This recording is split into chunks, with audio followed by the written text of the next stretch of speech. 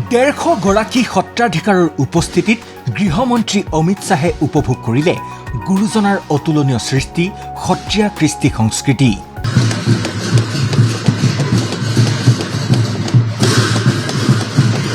কেন্দ্ৰীয় গৃহমন্ত্ৰী অমিত শ্বাহে শুভ উদ্বোধন কৰিলে বহু প্ৰত্যাশিত বটদ্ৰৱা থান সাংস্কৃতিক প্ৰকল্প।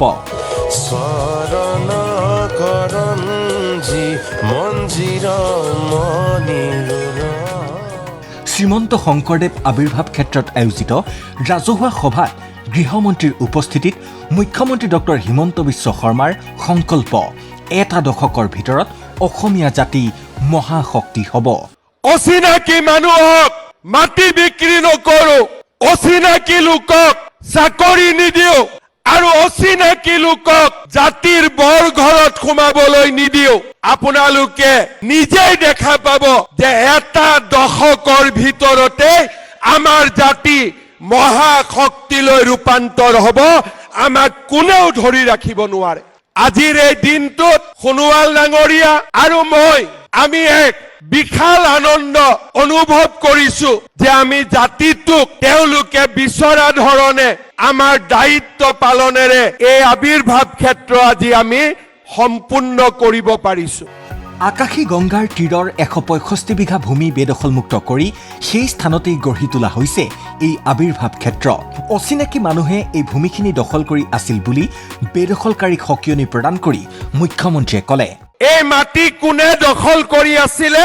অচিনাকি মানুহসকলে এই মাটি দখল কৰি আছিলে। ভাৰতীয় জনতা পাৰ্টিক দায়িত্ব দিছিলে যে এই অচিনাকি মানুহসকলক বৰদোৱা থানৰ পৰা উচ্ছেদ কৰিব লাগে আৰু ইয়াতে মহাপুৰুষ শ্ৰীমন্ত শংকৰদেৱৰ আৱিৰ্ভাৱ ক্ষেত্ৰ নিৰ্মাণ হ'ব লাগে।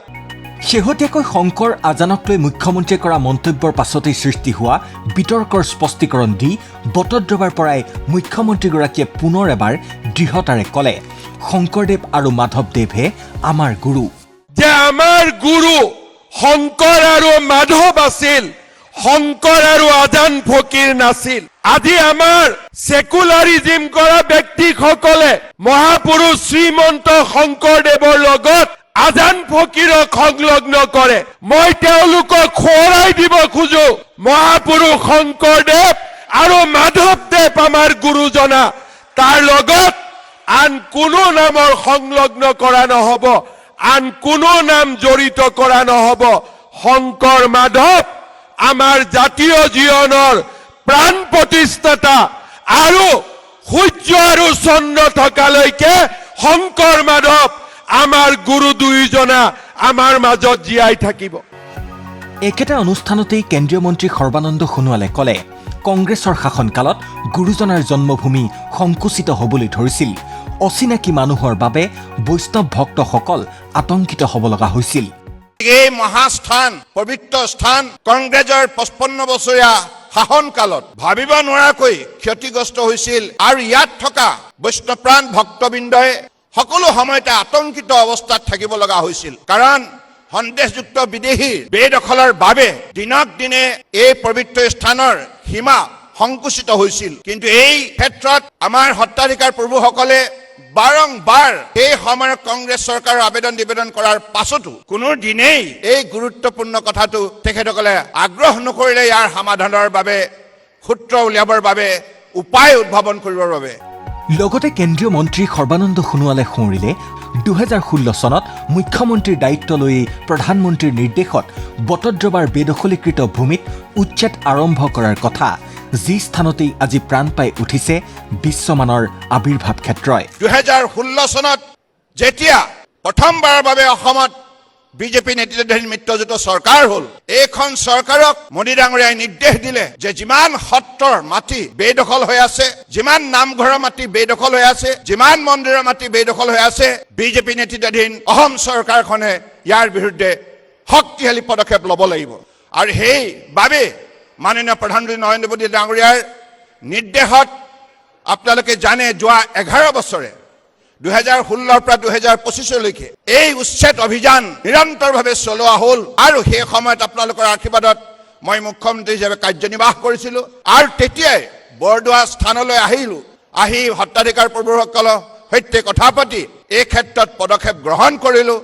কেন্দ্ৰীয় মন্ত্ৰীগৰাকীৰ আশা দেশ বিদেশৰ লাখ লাখ পৰ্যটকক এই প্ৰকল্পই আকৰ্ষিত কৰাৰ লগতে বিশ্বৰ বুকুত গুৰুজনাৰ অৱদানৰ প্ৰসাৰ বৃদ্ধি পাব।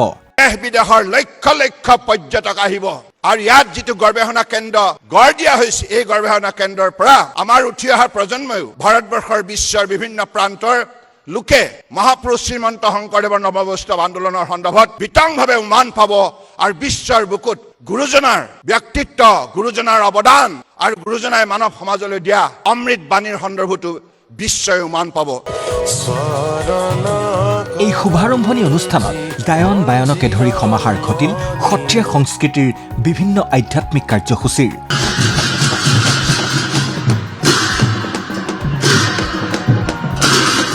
ঐতিহাসিক ক্ষণৰ সাক্ষী হ'বলৈ পাই আনন্দিত আহ্লাদিত ভকত বৈষ্ণৱ আৰু সত্ৰাধিকাৰসকল।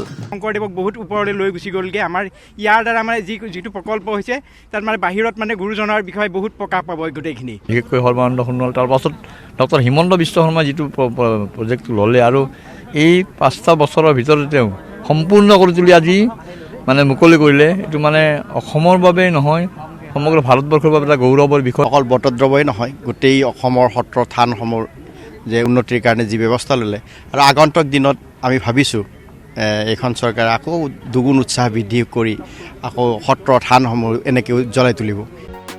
ভিডিঅ' জাৰ্নেলিষ্ট দীপাংকৰ আৰু আদিলৰ সৈতে বিমল ভূষণ মহন্ত আৰু প্ৰাঞ্জল বৰাৰ ৰিপৰ্ট ND24।